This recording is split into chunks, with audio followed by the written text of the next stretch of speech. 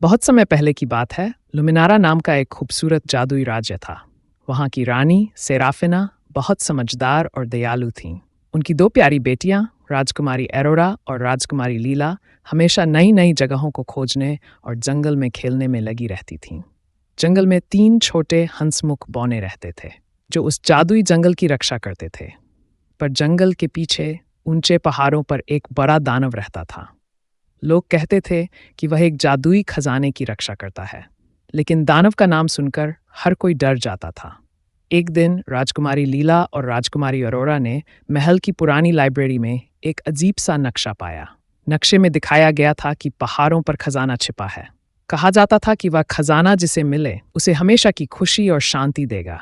खजाने को खोजने और राज्य के लोगों की मदद करने के लिए दोनों बहनें निकल पड़ीं। उन्होंने रास्ते में बौनों से मदद मांगी।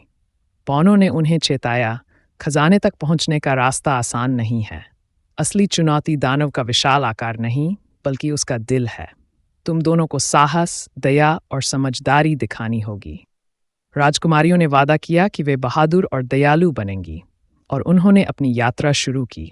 बौनों के साथ मिलकर उन्होंने खजाने तक पहुंचने के लिए कई मुश्किलों का सामना किया। बोलते हुए पेड़ की पहेली। रास्ते में एक जादुई पेड़ आया जिसने उनका रास्ता रोक लिया। उसने एक पहेली पूछी। बौनों की चतुराई और राजकुमारियों के टीम वर्क की मदद से वे पहेली सुलझा सके। उफनती हुई नदी।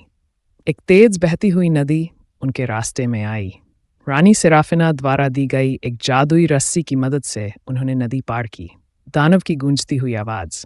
जैसे जैसे वे पहाड़ की चोटी पर पहुंचे, दानव की डरावनी आवाज़ ने उनका साहस परखा।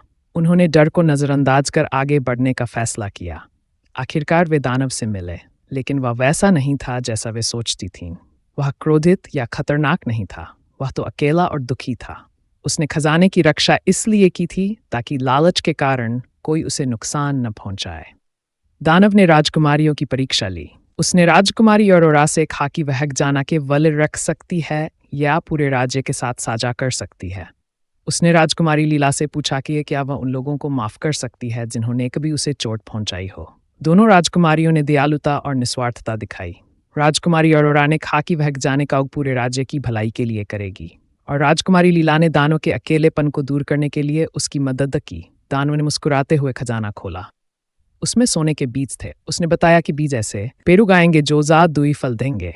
ये फल हर बीमारी को ठीक कर सकते थे और भूख को खत्म कर सकते थे। राजकुमारियों और बौनों ने पूरे राज्य में ये बीज लगाए। धीरे धीरे लुमिनारा खुशहाल और समृद्ध हो गया। इस यात्रा ने सभी को सिखाया कि असली धन दौलत में नहीं, बल्कि दूसरों की मदद करने और दयालु बनने में है। दानव ने सीखा कि लोगों पर भरोसा करना चाहिए, और राजकुमारियों ने सीखा कि दुनिया को बेहतर बनाने का सबसे बड़ा तरीका है दूसरों